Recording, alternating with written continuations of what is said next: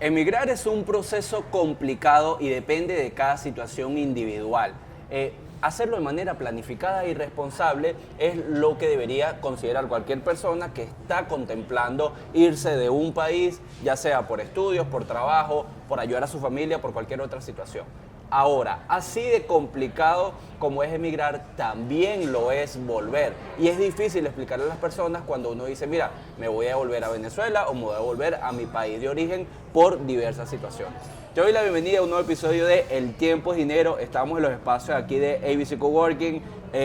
Vamos a hablar de un tema muy interesante, para eso invité a mi amigo Andrés, que al igual que yo es un retornado después de un proceso de migración. Y lo traje básicamente para que nos explique uno de los tantos motivos, porque hay muchas historias allá afuera, como comencé diciendo en este episodio, emigrar es un proceso difícil y volver también lo es. Y explicárselo a la gente a veces cuesta un montón. Entonces yo quiero que nos cuente esa historia. ¿Cómo estás, Andrés?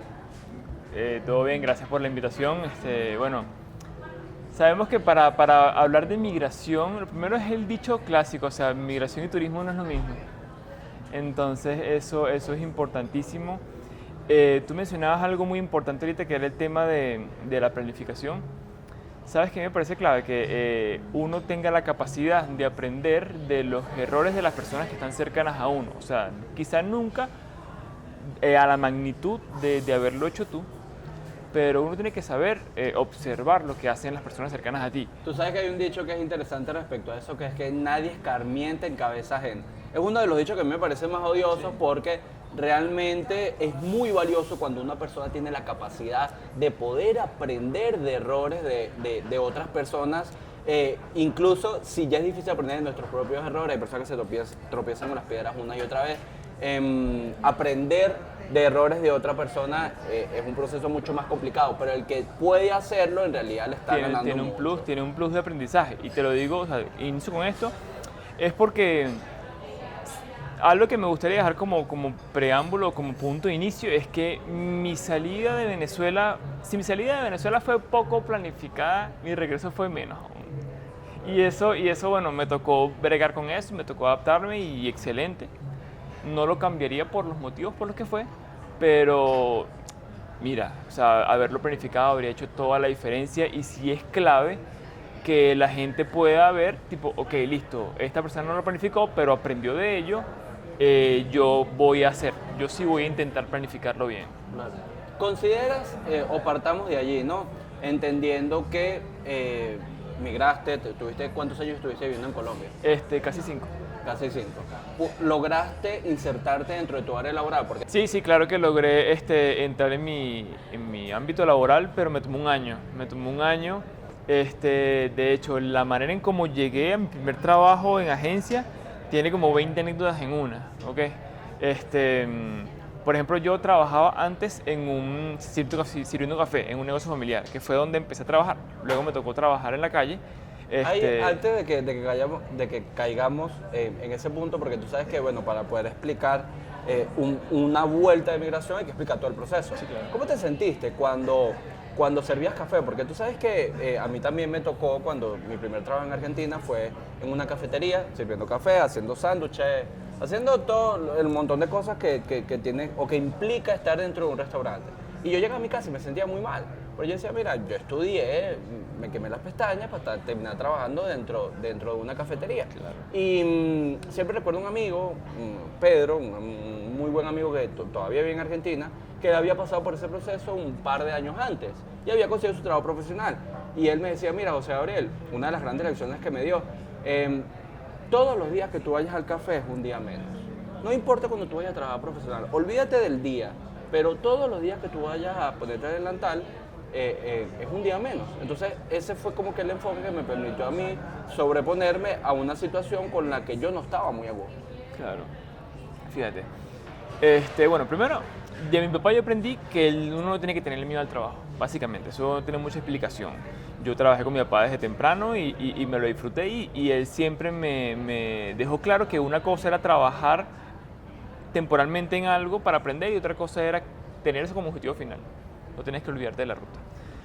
Pero realmente lo que hizo la diferencia en en este proceso de cómo me sentí en esa parte, ese primer año, hubo un antes y un después. Mi compadre, el papá de mi ahijado, él es como para mí un mentor de vida en toda su expresión. O sea, primero porque es una persona que siento que tiene los resultados que yo quiero para mi vida, por ejemplo. Sí, y no hablo solamente de resultados ni a nivel, no solo a nivel financiero, no solo a nivel empresarial, o sea, es un conjunto de todo, a nivel familiar. Okay, es una persona que la verdad tiene base para hablarte de cosas. Yo cuando empecé a trabajar en este negocio familiar, yo siempre me he tripeado mucho, me ha gustado mucho conectar con la gente. Yo conversaba con la gente muchísimo, muchísimo. Hice muchos amigos ahí en ese, o sea, en base a los clientes, pues, porque siempre son personas de hábito. Y De hábito que dan todos los días a tomar café. Exacto. De hecho, quien me buscó mi primer trabajo en agencia, iba todos los días allí, pero ya te cuento eso ahorita. Y Alexander, mi compadre, él una vez me ve como un poquito adormecido en cuanto a mi enfoque. Ciertamente era lo que hablamos ahorita, o sea, no perder la ruta, no pasa nada, el trabajo no, o sea, el trabajo dignifica, pero no pierdas tu ruta.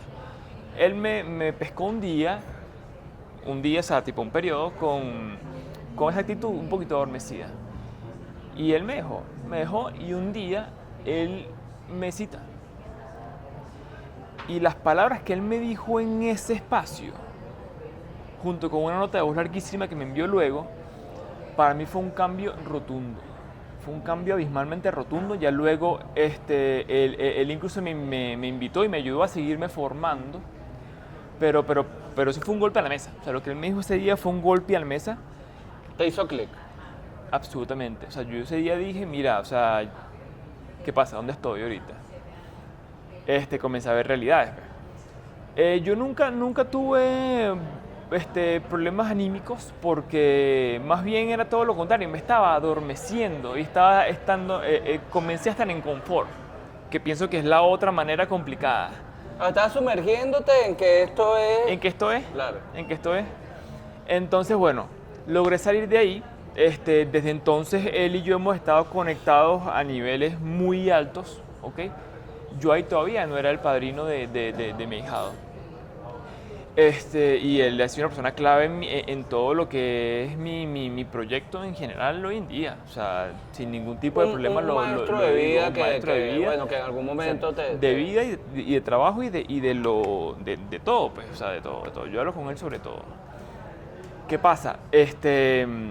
Luego, bueno, van avanzando los tiempos y yo... bueno, no sé, tú querías hablarme también un poquito de cómo te sentiste tú.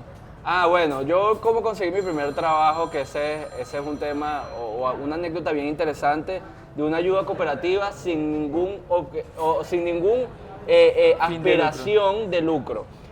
A mí, había un venezolano en ese momento en Argentina, en 2017, éramos muy poquitos venezolanos. Éramos tan poquitos que a mí en el café decían que yo era colombiano.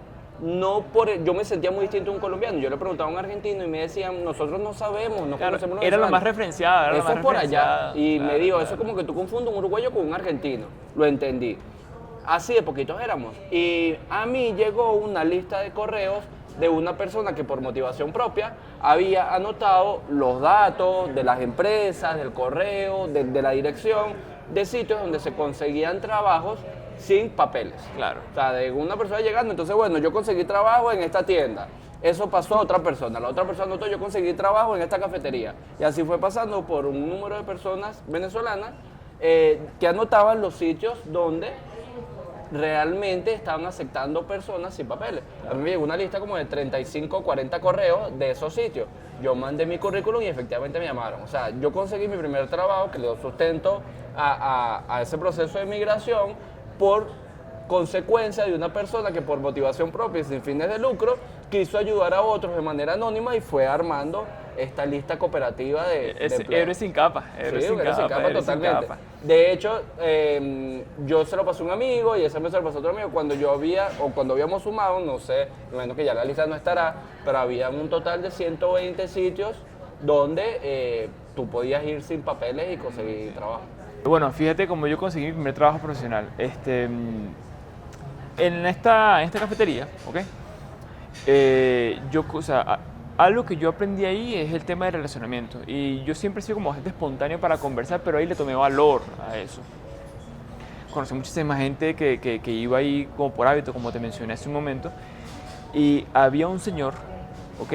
Que yo siento que este señor, o sea, fue una persona que te pone en el camino. Él era el dueño de un edificio grandísimo, horizontal, que era donde estaban esos locales allí en ese entorno, pues. Señor muy solvente financieramente, pero muy sencillo, ¿ok? Él iba todos los días a tomarse lo que llama un tinto, que es un guayollito, o sea, todos los días su tinto sencillo, sin mucha vaina. Iba con sus hijos, jugaban fútbol.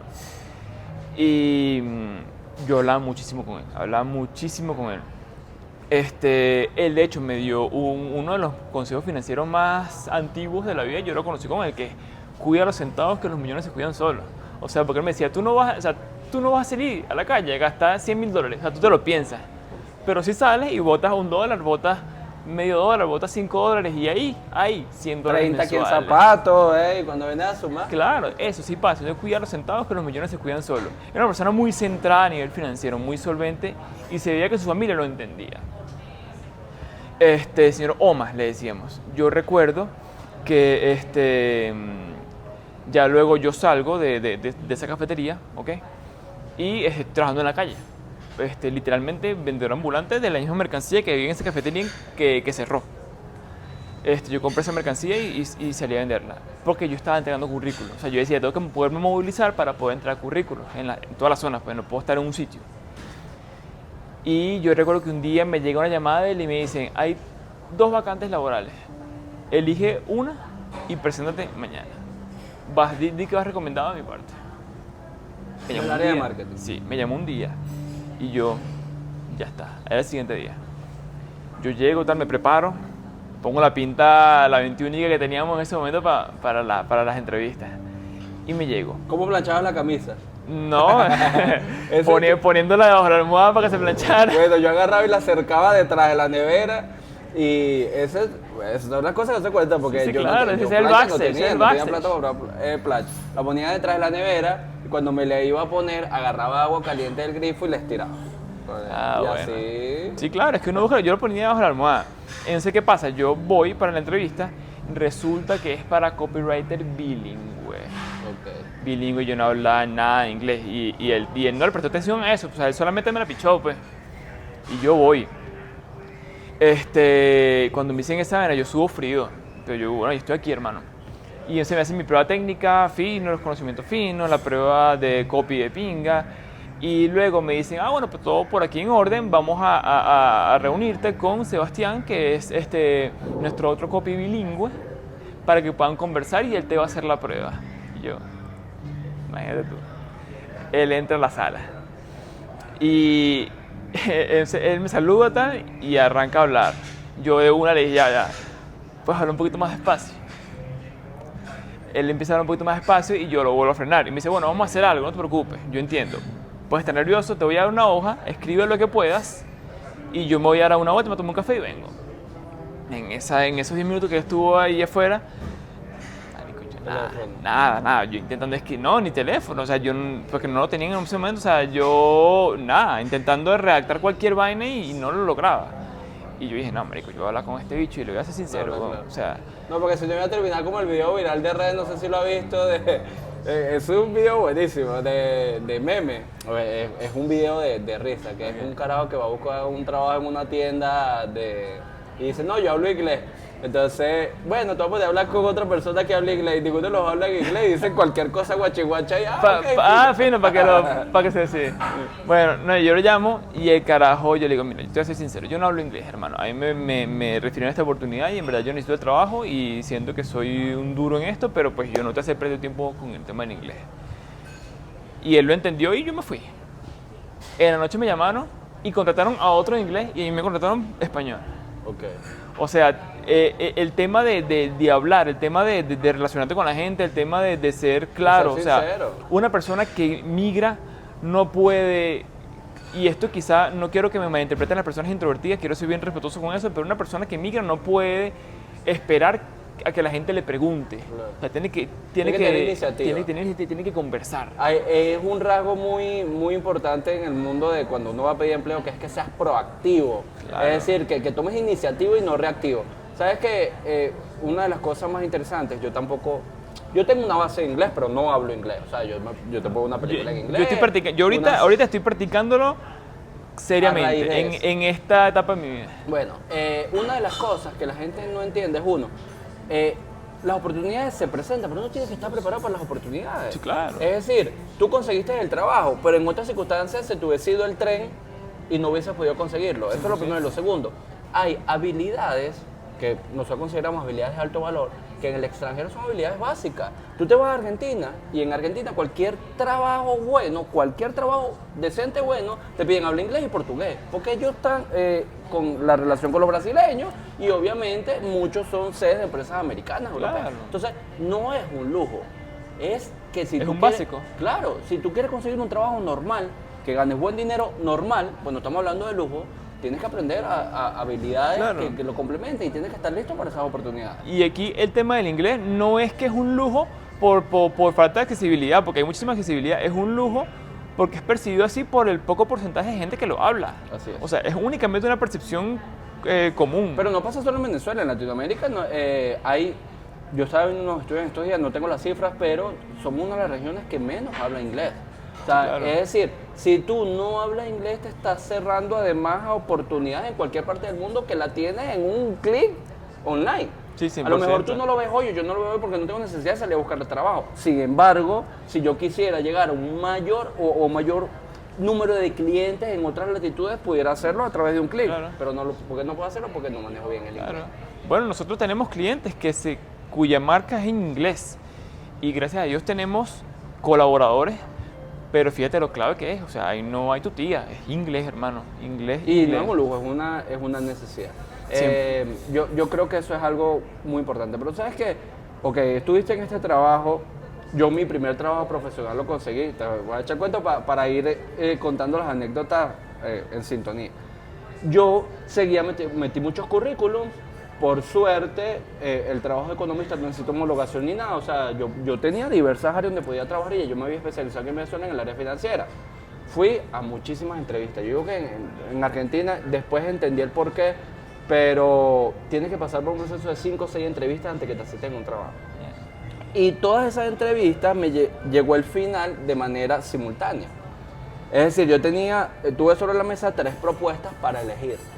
Y cuando yo tuve esas propuestas, había uno que era un Big Four de su rubro, y yo dije, esto es mucho trabajo, yo sé cómo es el área financiera, si yo me meto por esta empresa para ganar 20, 25% más, voy a tener que trabajar 10 días al mes hasta las 9, 10 de la noche. No es que yo le tenga miedo al trabajo, sino que ya yo estaba desarrollando cosas por mi cuenta. Claro. Entonces yo dije, mira, tengo estas 3 propuestas, pero yo no quiero hacer carrera dentro de una empresa. Voy a elegir la que me permita desarrollarme profesionalmente, pero que me dé el mayor tiempo posible, porque yo en el corto plazo o en el mediano plazo no me veo dentro de una empresa. Claro. Y así fue que elegí. Elegí la que me daba mayor flexibilidad a nivel de tiempo para yo poder seguir desarrollando otros proyectos. Claro. Bueno, en mi caso yo no es como que tuve mucha gama para elegir entre agencias, aunque algo que noté, no fue planificado, pero menos mal que lo logré notar. Colombia es una superplaza a nivel latinoamericano en publicidad, o sea, es o sea, sobre todo Bogotá, es un sitio top a nivel de publicidad, o sea, tienen altísimo nivel. Igual que Ciudad de México, igual que Santiago de Chile, igual que Buenos Aires. Y hay muchas agencias, entonces oferta había, pero no era como que estaban peleando por mí en ese momento. Pues, entonces yo tenía que, buscaba, era bien estratégico, en teoría, pero bueno, al final del día, por lo menos en la que inicié trabajando, era una empresa de marketing médico. Ahí no duré mucho, porque no logré encajar tanto, pero no de mala manera, lo logré ver hasta que, logré verlo hasta que siento que mi ciclo ahí duró.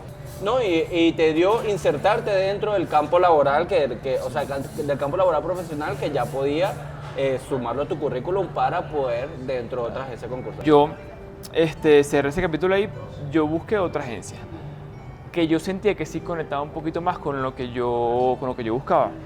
Fue en la agencia en la que me quedé. Yo trabajé solo en 2 agencias, no tuve como en varias. Colaboré con un par más, pero esta fue en la que me quedé hasta que me vine.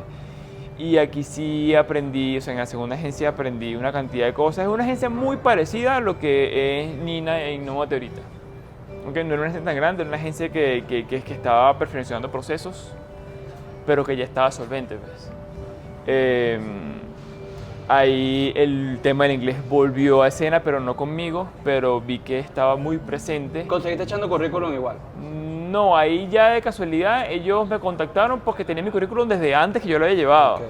Y entonces como que bueno, ya yo estaba buscando alternativas para salir de esta, se hizo el match, brutal. Ya está dentro del embudo de selección. Exacto, de hecho pasé a ganar menos en la segunda, luego pasé a ganar, o sea, luego escalé, pero yo desmejoré un pelo mi sueldo de la primera agencia a la segunda, pero yo en verdad pensaba que era mucho más sostenible. O sea, yo prefería irme antes que me sacaran, porque es que en verdad no estaba dando buen resultado en la primera, pero era porque no había logrado conectar con el proceso. No había sinergia entre... Sí, y no era el ambiente laboral. Yo no había logrado no había dar sinergia con el trabajo. Con el tal. proceso, exacto. Claro. Entonces yo dije, bueno, nada, vamos a hacer lo mejor posible, pero vamos a buscar una alternativa y vamos a irnos por la puerta grande. Claro. Y ahí ese segundo, ese trabajo profesional, ¿te permitió a ti vivir solo y cubrir tus gastos? El segundo trabajo, el primero no. Pero el primero no porque todavía estaba empezando. Y si te soy sincero, José Gabriel, yo... La administración financiera nunca ha sido mi mejor talento. O sea, yo en verdad lo que he logrado establecer en mi vida de administración de finanzas ha sido aprendizaje a pulso, aprendizaje contigo, trabajando contigo. ¿Cómo te organizabas? Porque ese es un tema interesante. No sé si en Colombia, pero en Argentina pagan una vez por mes. Sí, a mí me pagan mensual. No, me pagan los 20. Ok, cuando tú recibes dinero mensual, la organización es distinta cuando tú recibes quincenal. Tiene que ser mayor. Claro, porque tú no te puedes quedar plata en el día a día, porque tienes 20 días más. Exacto. ¿Cómo te organizabas? Mira, yo recibía la plata, hacía los pagos, apartaba, o simplemente sabía con cuánto contaba. Al principio, o sea, yo siempre he tenido la cultura en mi casa de que en la casa no puede faltar nada. O sea, yo tengo muy instalado que en la casa no puede faltar nada. Eso de mis padres. No puede faltar nada, pero con condiciones. O sea, no vas a cobrar hoy y te vas a descapitalizar mañana equipando toda la casa cuando de pronto te puedes administrar un poquito más. Me pasó eso al principio. O sea, era como voy a hacer un gran mercado, voy a lograr establecer todo bien aquí en la casa, pero luego para otros gastos que podían salir que no necesariamente eran recreación, eran gastos. Transporte es costosísimo. Me costaba, luego es como que coño. Bueno, esa es la importancia de presupuestar. Presupuestar, exacto, porque una cosa es cubrir algo y otra cosa es volcarte todo a ese algo. Entonces a veces me sobraba comida. Yo le digo siempre esto a la gente, porque y es uno de mis temas recurrentes. La diferencia para una familia de 4 en gastar entre 500 y 600 son $100, pero en el efecto que tú tienes dentro de tu casa es nada. Claro. Porque en realidad el dinero, o sea, tú con hoy, o haciendo con un presupuesto de 500, 4 personas pueden suplir sus necesidades alimenticias, pero pueden gastar 600, 700, 800, 900. Entonces, si tú te pones realmente un techo o empiezas a organizarte de mejor manera, esto no quiere decir que comas mal, lo que quiere decir es que te organices en función de eso. Y además tienes una comparativa, sabes que si bueno, lo que presupuestaste fueron tantos dólares y luego tuviste que gastar un poquito más para poder complementar lo básico, fino, sabes que bueno, este presupuesto inicial no era tan realista, lo ajustas, pero sigues teniendo un presupuesto. No te vas al extremo y te volcas todo. Igual siempre tienes que compararlo con el real, porque la mayoría de las veces lo que termina pasando es, ok, no me alcanzó, pero no te alcanzó fue porque no aprovechaste de buena manera lo que tienes en la despensa, la compra de verduras, terminaste botando la mitad de la verdura. Me pasó un par de veces. O agarraste y las comidas pequeñas entonces se quedaron en la nevera. Pasa eso un montón. Entonces dicen, no, es que no me alcanza, estoy gastando más. No, papi, es que en realidad hay que organizarse de manera que todo lo que tú compres sea aprovechable y tenga el menor desperdicio posible. Eso pasa un montón. Por eso decía, la diferencia entre 500 y 600 es organización. Sí, o sea, claro. si tú estás gastando 600 hoy en mercado, es porque puedes vivir con 500, si te organizas de mejor manera. Sí, 100%. Que no pasa, por ejemplo, para hacer esa comparación, una familia de 4 no pasa con 200 y 100. O sea, si tú estás gastando 200 en mercado, no puedes vivir con 100. Claro, pero porque es el doble. No es lo mismo el 20% que el doble. Pero, a ver, tienes razón, pero vamos a hacer la comparación. Si una persona, una familia de 4 hoy gasta 200, es muy difícil que viva que viva con el mercado de 180, porque ya 200 tienen limitación. Claro, ya es tope. Ya está en ese proceso de limitación. No pasa así cuando ya tú estás en el escalón de arriba. Entonces, eso pasa dentro del proceso organizativo. Pero te alcanzaba para ahorrar, o sea, ¿tú apartabas un poquito todos los meses? Al principio no, o sea, en verdad, si tú me lo preguntas y siéndote completamente honesto, yo empecé a organizarme bien, o sea, ya luego cuando empecé a trabajar en agencia no me faltaba nada. Vivía, oye, estable, no sé si llamarlo estable, o sí, no tenía problemas con eso. Pero yo empecé a ahorrar tarde, empecé a organizarme bien tarde, y esto lo acepto porque es que yo era muy malo distribuyendo el dinero, ¿sí me hago entender? O sea, yo por ejemplo, yo no pude venir a Venezuela en el intermedio, o sea, tipo un viaje a visitar, no lo pude hacer.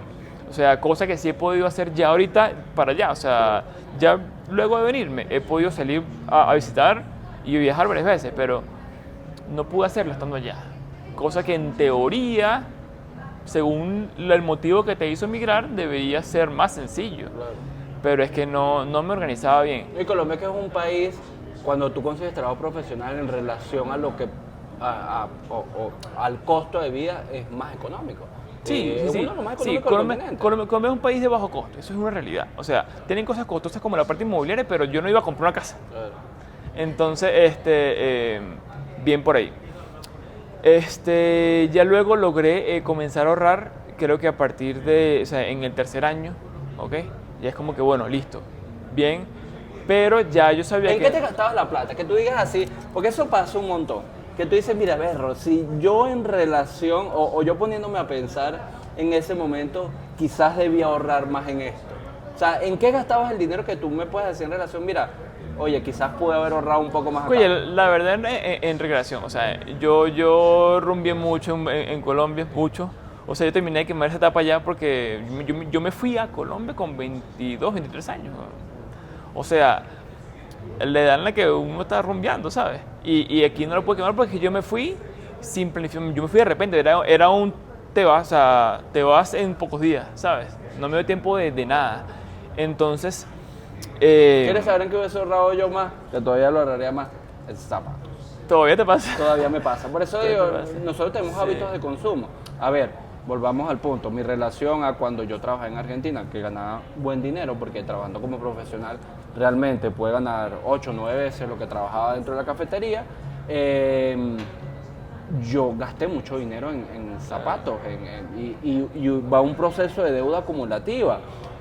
Yo siempre digo esto en relación, yo sigo comprando muchos zapatos, ¿pudiera ahorrar en zapatos? Sí, claro, pero es claro. sostenible. Ya tu El contexto problema es no diferente, ese. ya tu contexto es Claro. diferente. El problema claro. es que sea sostenible. Sí, si claro. tú ves el número absoluto, dices, Berro, es mucho.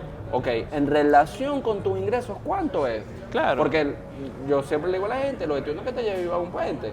Si Claro. usted quiere un Ferrari que cuesta $250,000, no te lo va a comprar cuando tienes $250,000. 100%. O sea, de hecho, ese es el punto por ejemplo, importante. yo ahorita estoy construyendo un fondo de viajes. O sea, ahorita tengo un fondo de viajes. El Andrés de hoy tiene un fondo de viajes. Y sabe que cuando viaja se puede gastar todo lo que se llevó porque tapa eso. Claro. ¿Me explico?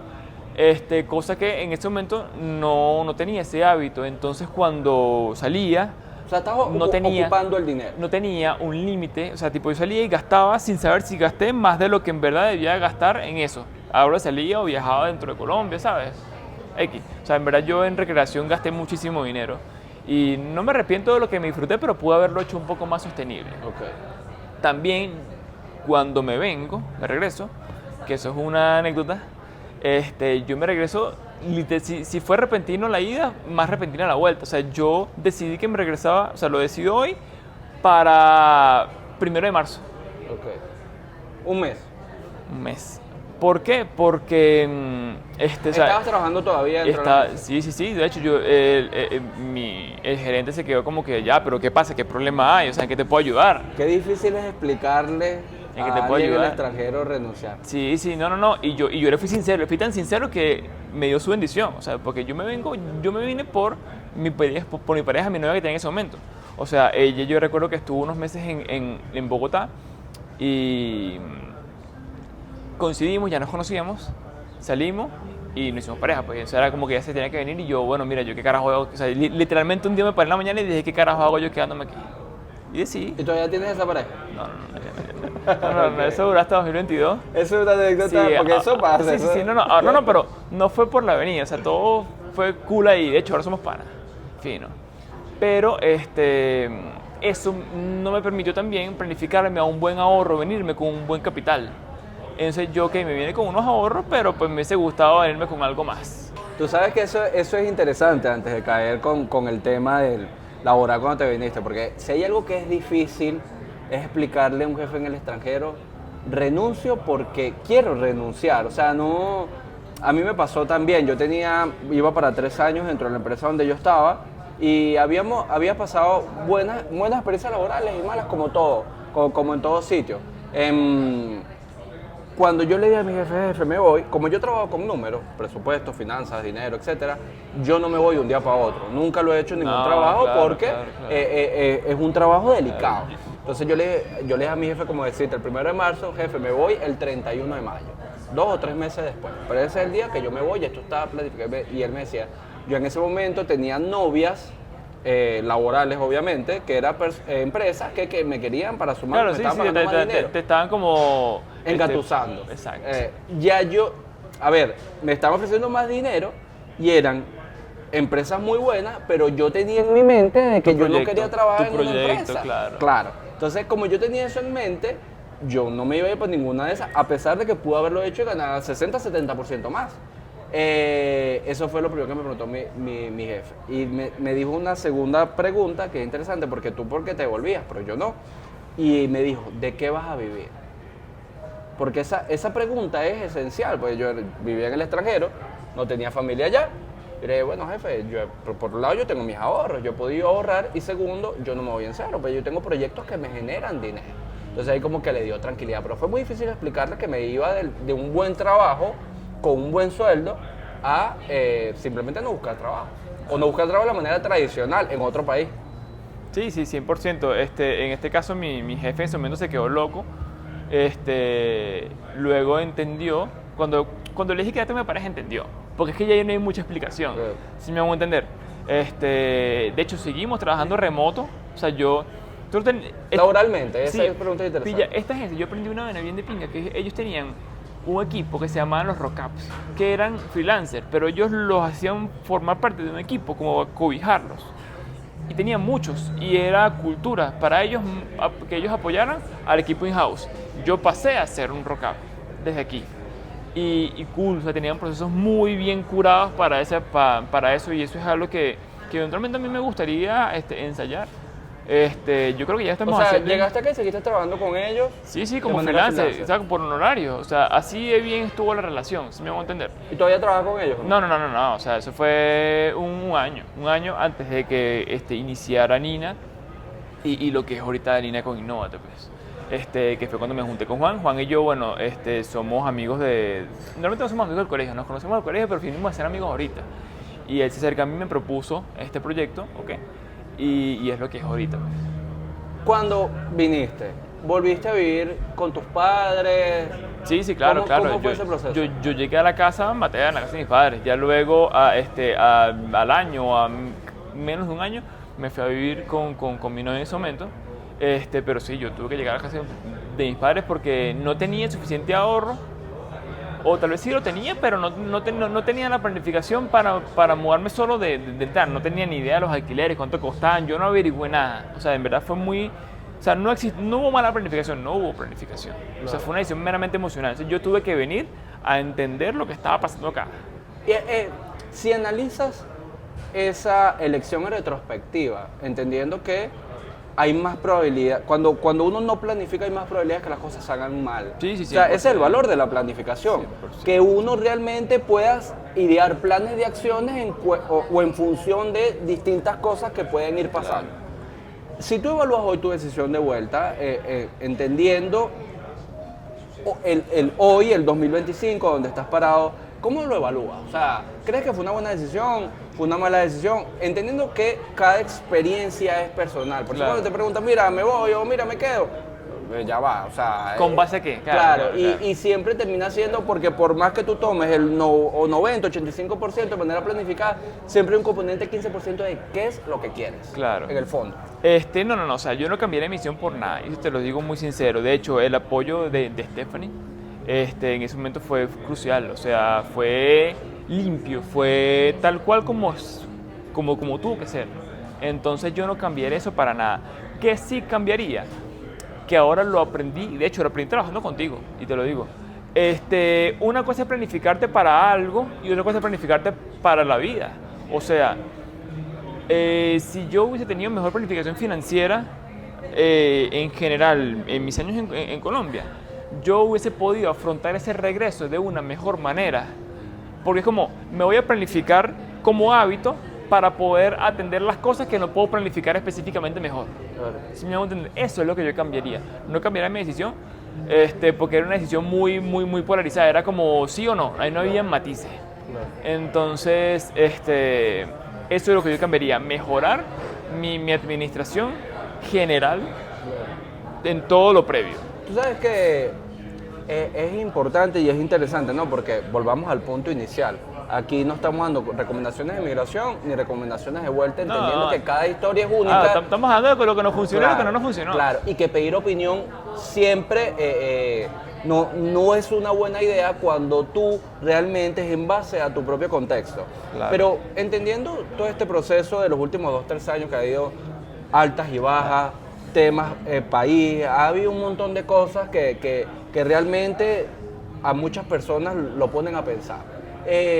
Tú hoy en este momento, porque hoy no serás la misma persona que será dentro de 2, dentro de 5 años, claro. nosotros debemos evolucionar y debemos ir cambiando el pensamiento en función a nuestras experiencias, a nuestro conocimiento de nuestra realidad. Por eso, si tú me preguntas a mí si pienso lo mismo que pensaba hace 10 años, obviamente te voy a decir que no. Claro, ¿Crees y está perfecto. Claro, Me preocuparía si sí. Claro, de hecho, si me dices, yo no soy la misma persona que era hace un año, Claro. hoy eres una persona distinta. Pero hoy, en el contexto 2025, en tu actualidad, ¿alguna vez en este sube y baja contexto generalizado de los últimos 3 años, has pensado en volver a migrar? ¿O lo has tenido como algún plan? Oye, la verdad es que no. La verdad es que no lo he considerado seriamente de sentarme a pensar, mira, ¿será que lo hago? Honestamente no. Pero sí he considerado, y esto que te voy a decir parece muy obvio, y me he dado cuenta en el ejercicio de la agencia que tenemos ahorita, que es lo menos obvio del mundo. Me he sentado a pensar cómo puedo hacer algo afuera. Claro. Es que son cosas diferentes, o sea, pero sí quiero, o sea, tener algún tipo de unidad de negocio ya, Claro. ¿me explico? O en algún otro lugar. Eso sí me lo propuse y en verdad estoy analizando el cómo puedo hacerlo. Actualmente lo que tengo son clientes, que ok, excelente tener clientes afuera, pero no es una unidad de negocio, no es lo mismo. Pero migrar todavía no lo he considerado del todo, o sea, ¿te ves en el largo plazo acá? sí, lo que pasa es que, a ver, mi experiencia en esta tanda, desde 2020 para acá, aquí en Venezuela, ha sido muy propia. O sea, tiene fallas de planificación, sí, pero yo he hecho exactamente lo que he querido hacer. O sea, yo me conocí entre Colombia y esa tanda de estar en Venezuela. ¿Sí me hago entender? ¿Qué es lo más difícil de emigrar para ti y qué es lo más difícil de volver? Lo más difícil de emigrar para mí es el ego. Es el ego, hermano. ¿Por qué? Por lo siguiente. Los problemas de ego te hacen pensar que afuera te están esperando. Y afuera no te está esperando nadie, hermano. Afuera nadie está esperando probar tu plato venezolano. Afuera nadie está esperando que un venezolano es increíblemente bueno en esto o no lo es. O que son muy agradables o que bailamos muy bien. Eso no está pasando afuera. Afuera la gente está pensando. Te pregunto algo, José Gabriel. En tu día a día aquí, ¿cuántas veces piensas en ojalá llegase un argentino o un brasileño aquí y esto funcionaría mejor? No lo piensas. Y hemos trabajado con extranjeros y no significa que no pueda hacerlo, pero tú no estás esperándolo, tú estás en tu rutina nacional. Entonces eso pasa lo mismo afuera. La gente, el venezolano piensa que lo están esperando afuera, hermano. Y ese tema del ego hace que uno no se enfoque en relacionarse con las personas allá y con lo que está pasando allá. Y uno tiene que empaparse de eso, no tiene que jugar ese juego. No puedes jugar el mismo juego A ver, pasa lo mismo que cuando tú escalas en una empresa. Lo que te llevó a un cargo no es lo mismo que te va a llevar al siguiente cargo. Lo que te funciona acá no es lo mismo que te va a funcionar allá. Y hay que aceptar eso, porque también el ego actúa de otra manera. Esa es la primera manera. La segunda es, uno comienza a tomar, porque llegué a estar ahí, a tomar decisiones desesperadas o mal calculadas solamente por el hecho de garantizar tu permanencia ya, porque tú piensas que si regresarte es... No, Andrés se regresó con las tablas en la cabeza. Claro. Hermano, no pasa nada, no pasa nada. Te ¿Qué regresas, tiene de no, malo? no pasa nada. Para mí, lo más difícil de emigrar, esto es mi experiencia, pero estoy seguro que mucha gente lo comparte, es que uno quiere o no, uno sufre un desarraigo de su nacionalidad. ¿Por qué te explico esto? Porque yo me fui, yo siempre pongo este ejemplo sencillo. Yo me fui en 2017, el 2017 pagué una suscripción para ver a Leones todo el año, Leones del Caracas. Yo siempre digo a la gente, yo me siento muy caraqueño y muy caraquista. 2018 veía la mitad de los juegos, 2019 no veía ninguno, 2020 ya no hablaba del Caracas. O sea, de las cosas, pero es normal porque es un proceso dinámico. Mientras yo me voy desarraigando de algo, me voy insertando en otra cosa. Claro. Porque, a ver, yo me fui con la actitud que para mí es muy, muy importante cuando la gente migra, que, hermano, yo me voy a insertar dentro de la cultura argentina, yo no creo que la gente se acomode a mí, sino yo me voy a acomodar a ellos. Pille esto clave sobre eso, clavísimo. Cuando yo regreso, o sea, en esta nueva etapa aquí en Venezuela, yo elegí las cosas de Venezuela con las que yo quería identificarme. ¿Sí me hago entender? O sea, antes de irme, yo me identificaba en Venezuela con todas las que la cultura me impuso. Cuando regreso, yo elegí con cuáles me identificaba y cuáles, honestamente, marico, me dan igual, porque así funciona. Y eso pasa cuando te desarraigas afuera. Sí, ese desarraigo, a lo mejor internamente, para mí es una de las consecuencias directas de emigrar, pero te trae otras bondades, que es poder, cuando tú te deslastras de un montón de cosas, Te conoces a ti mismo. te conoces a ti mismo y empiezas a ver otras cosas afuera. Claro, claro. Ajá, y ahora para volver, ¿qué consideras que es lo más difícil de volver después de un cierto tiempo? Mira, para mí lo más difícil de volver es entender, aceptar que dependiendo del tiempo que estuviste afuera, esto es otra migración. O sea, es otra migración porque estás llegando a otro país, ¿ok? Ya te adaptaste a aquel país. Yo cuando llegué a Venezuela no entendía nada, no entendía el cambio en moneda, no entendía, yo venía con unos hábitos, de hecho, a mí me da risa porque en ese momento, mi pareja, estábamos en la casa un día y yo quería pedir un delivery y ella empezó a buscar como WhatsApp de lugares de comida y yo le digo, pero pídelo por aplicación, y ella me dice que ¿cuál aplicación? Aquí no hay nada de eso, tú estás mal acostumbrada, en buen sentido, pues, Claro. en la joda, pero era eso, o sea, yo llegué a otro país, y así como llegué a otro país, en lo que no entendía, también llegué a otro país en lo que veía una cantidad de oportunidades brutales. Claro. Brutales. Y la segunda migración siempre es más sencilla que la primera, obviamente. Tú tienes otro mindset, o sea, Claro. tú estás activo viendo otras vainas, ¿no? Yo creo que también voy por ahí, que definitivamente es otra dinámica distinta. O sea, 100%. llega lo que tú crees que es, no es lo que es, porque no es que el mundo se detuvo y aquí no pasó más nada y Sí, claro. volvemos al punto de que se detuvo cuando nos fuimos y se reinicia cuando uno vuelve. Claro. No, los actores van tomando su propia dinámica y se van adaptando. El ejemplo que te ponía ahorita fuera de cámara, yo tardé como un año en entender lo que era un pago móvil y saber cómo aplicarlo. Entonces, que el país siguió y que uno entra en otro proceso de dinámica distinta, pero también al igual que tú, vi muchas cosas, vi muchas oportunidades, cosas por hacer que yo creo que es un poco acerca del valor que nosotros tenemos como personas migradas y que retornaron, Sí, ese detalle. que es el hecho de, mira, yo me traje un montón de cosas que yo creo que tropicalizándolo, aquí puede ser aplicable. Y este detalle. Cuando yo me voy, ya yo tenía panas que se habían ido hace años atrás y ya habían venido incluso de visita, o sea, ya había una ola migratoria. Yo no me fui empezando la ola migratoria. ¿Qué año te fuiste? Yo me fui en 2015. Y 2015 creo que sí. Y ya habían panas que tenían desde el 2011, ¿me explico? Cuando ellos volvían, ellos tenían ese choque de ego Porque sí, ciertamente la Venezuela que yo encontré en 2020 es muy diferente a la que ellos encontraron en 2015 y en 2014. Entonces sí era mucha plata si traías un buen fondo de afuera, acá. Y, o sea, ellos se dieron cuenta de muchas cosas, o sea, ellos se encontraron con un choque que yo luego noté cuando me vengo, y es el tema del ego, de lo que te comento. O sea, cuando yo llegué acá, ¿ok? Yo me di cuenta que tenía panas que habían hecho más plata de lo que yo hice afuera quedándose acá. Y no significa que a mí me iba a funcionar igual.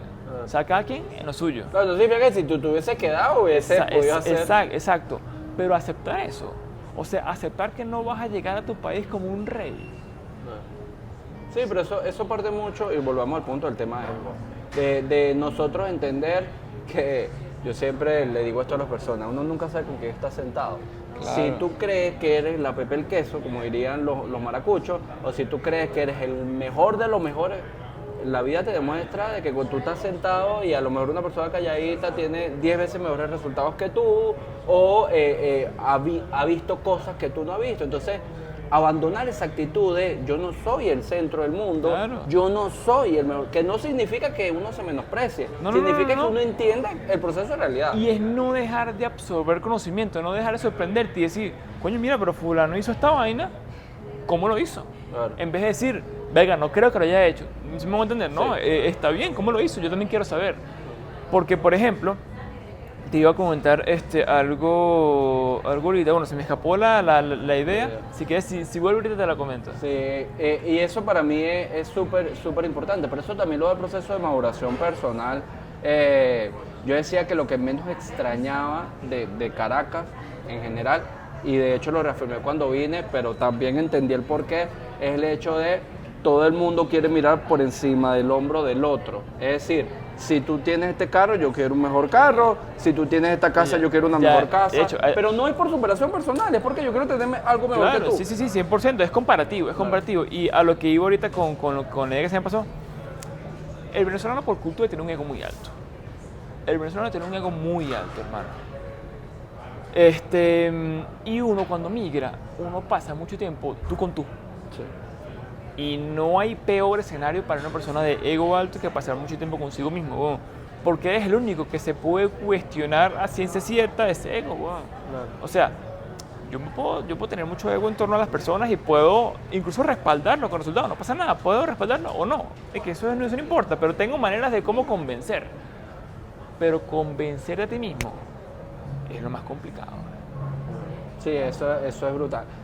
Para una persona que está pensando en, mira, quiero ir a estudiar, a trabajar, a probar otras cosas, ¿cuál es el mejor consejo que le puede dar a alguien que ya migró? Mira, el mejor consejo es, pregúntate 100 veces y pon a prueba 100 veces, no significa que no sea válido, pon a prueba 100 veces el por qué te vas a ir, ¿ok? No para que te quedes, no para eventualmente decir, no, mejor me quedo, no, está bien, pero pregunte para qué, grábate el para qué. Porque ese para qué es lo que tú te llevas, es lo único que te llevas. Para que no te vibren los pilares en cualquier circunstancia. Claro, y porque ese para qué te va a decir qué cosas con las que te vas a encontrar, qué vicios con los que te vas a encontrar. Y con vicios no solamente me refiero a sustancias, con vicios me refiero a ese encontrarte algo nuevo que no tenías en tu país y desbocarte y gastar demasiado plata, demasiado tiempo en eso, ¿sabes? Pasa. Yo siempre le digo a la gente... Para terminar la idea, el para qué es lo que va a hacer que esos vicios no te desvíen de ese para qué. O sea, es como, mira, te pongo un ejemplo. Si yo me fuera hoy a México, yo Andrés Ocando, mi para qué sería, porque de hecho yo quiero ir a México, es porque la movida audiovisual y de marketing digital en México ahorita es prime, está rechísima. Yo iría enfocado en eso. Y yo seguramente me iría con un buen capital para no tener que estar perdiendo tiempo, o no perdiendo tiempo, pero distrayéndome en otras cosas que no me van a llevar a eso. Y sé a los lugares que iría a conocer a personas y sé con quién intentaría relacionarme, y el para qué está muy claro, sería para eso. Eso Okay. es lo que yo le diría, o sea, vean para qué, porque no te vayas huyendo de Venezuela, hermano, porque vas a huir toda la vida y no tienes idea que a dónde vas a llegar. Sí, y pasa gente que no ha tenido una migración, sino 3, 4, 5, porque obviamente a los sitios donde llega hay cosas que no le gusta, pero es que cualquier sitio que vaya va a haber cosas que no te Claro, gustan. está perfecto. Entonces, el tener buenas bases te va a dar a ti para poder enfrentar cuando pasen esas situaciones. Yo siempre le digo a las personas, número uno, tomen una decisión personal, una decisión más personalísima que cambiar de latitudes. Nadie puede tomarla por ti ni nadie te puede empujar. Siempre tiene que ser muy personal. Y lo segundo es háganlo de manera planificada. Sin planificación es muy complicado. Ahora, te volteo la pregunta.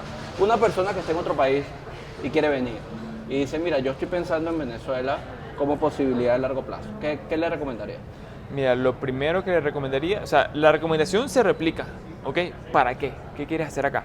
Pero entendiendo que seguramente tienes más conexiones acá, probablemente, aprovechala. O sea, toma el tiempo de hacerte una imagen de lo que hay acá, pero no una imagen de preguntarle a tu hermano, mira, ¿cómo te hizo por allá? Si es verdad que no se arregló, si es verdad que lo Bolívar, no, es una pregunta muy superficial para conversar.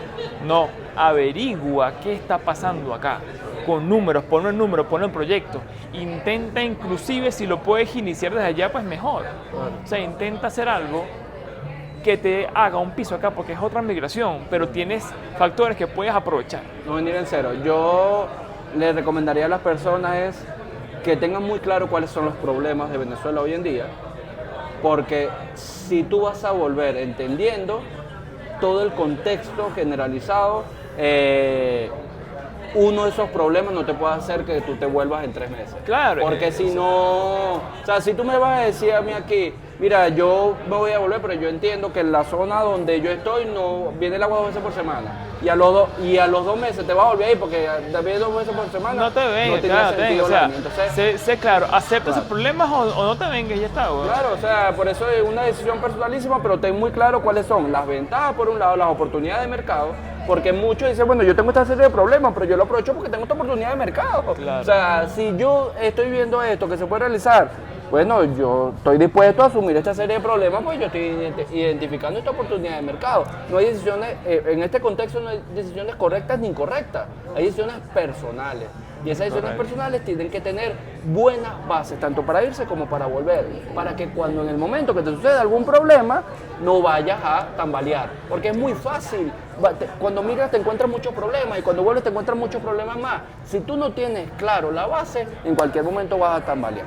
Entonces, aquí para cerrar, amigo mío, el tiempo es dinero.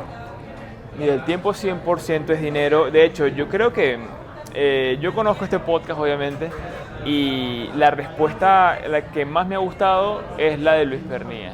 Luis Pernía dijo, si no me falla la memoria, que el tiempo lo que te permite es el dinero lo que te permite es comprar más tiempo con tu familia o con lo que te hace feliz.